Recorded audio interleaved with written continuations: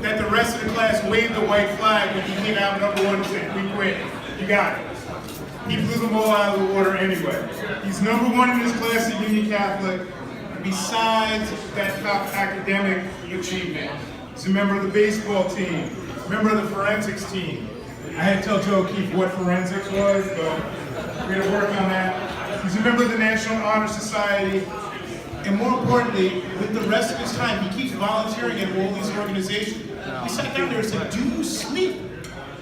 Because it seemed like his day was taken up with about 28 hours of school, sports, and just giving back to his community. That the man didn't need to sleep.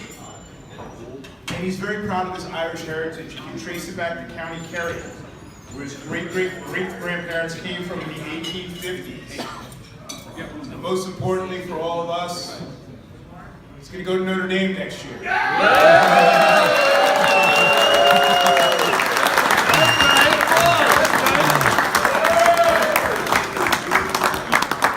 Ridley's Sons is very proud to award our other scholarship, Patrick Hartnett.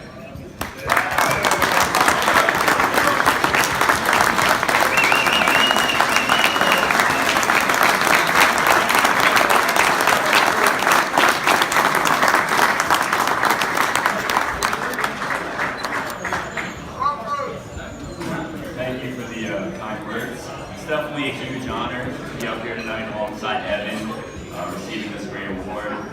I'd just like to thank my high school, my teachers, my family, and all those who greatly influenced me over at Union Catholic. I'd also like to thank the scholarship committee for some reason showing they got a lot of trust in me with the scholarship. I'll try my best not to let you down. And lastly, I'm excited I'm going to take you to a great school next year, and I hope to see you all Saturday at the parade. Yeah, Patrick. Gentlemen, one more time for Evan and Patrick.